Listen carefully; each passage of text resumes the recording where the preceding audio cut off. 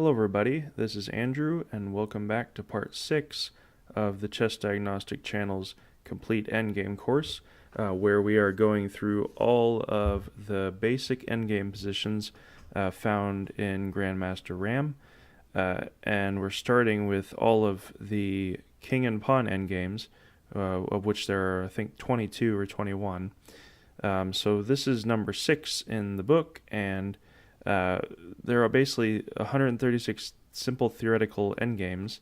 There's nothing too complicated, which the theory is that if you learn these, it's a building block of roughly 300 positions that forms the basics of chess mastery. Now, I don't know if that's true, but I know that learning these simple endgame positions does help. At the very least, you gain an understanding of piece play and the properties of every specific piece one by one, which is very helpful from simple to complex positions. So in this position, there's a specific way you're supposed to learn these positions. You're not supposed to necessarily remember the exact moves from the specific position or the specific position itself, but the properties of each position, and that's what I'm trying to get into. So, for example, notice that the pawn is on the B file, and the kings are, well, the white king is on the 5th rank, and the black king is on the 7th rank. And so, in this position, if it's white to move, then it will always be a draw because that means black will always have the opposition, and he can maintain it until he forces either a stalemate or forces white to step away from the pawn, at which time he'll capture it. So a sample line, if it's white to move, would be, let's see here, would be king to c5, and then black will simply maintain the opposition by getting in the way of white again. Now, if white advances his pawn, such as moving it to b5, then black will simply make the correct moves, maintaining the opposition.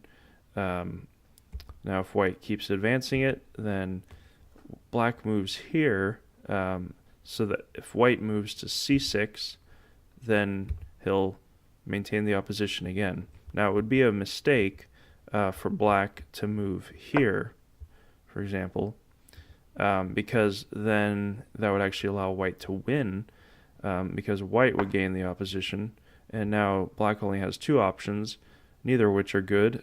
So if he moves here, then he'll just simply advance the pawn and promote, and if he moves here, then that allows white to move the pawn forward without check, and he'll promote like this.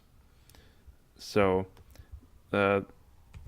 it's important to remember in simple endgame positions, any specific move needs to be analyzed very carefully, a couple moves ahead, because any slight variation can cause a loss.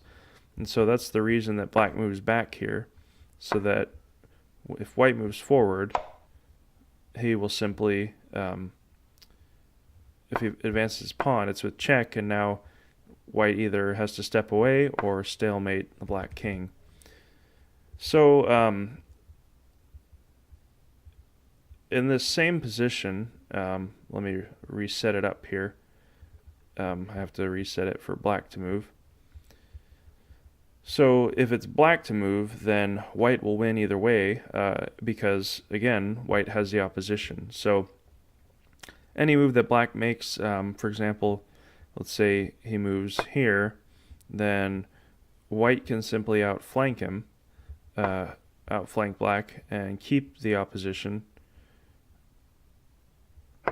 If he moves here, then he'll just simply, and now he can't,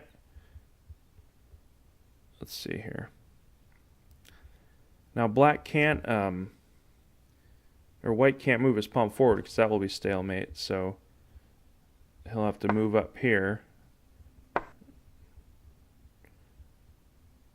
And now if black moves back here, and that's a win either way, or if he moves here, let's see.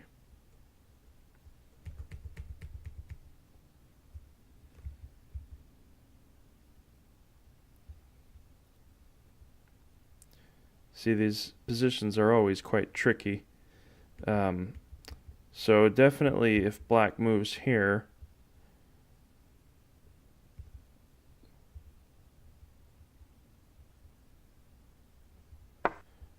white would just simply move up here, and now he'll start moving the pawn in.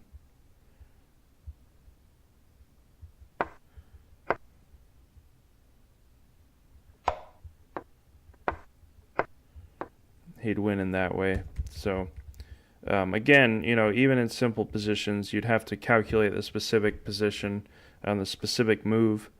But know that in this specific position, if it's black to move, then white will always win. The most tough defense, of course, is black moving this way. Black moving this way, because if he simply moves over here, then it's just easier to flank him. If he moves here, then he just gains the opposition. Either way. Like that, and now black has to step out of the way. So again, this is number 6 from the complete Endgame course, and I hope you're learning some information here. If it's helpful, then leave a comment, let me know what you think, and hit the subscribe button. I'll be posting videos daily in the future, so let me know. Thank you very much. Bye-bye.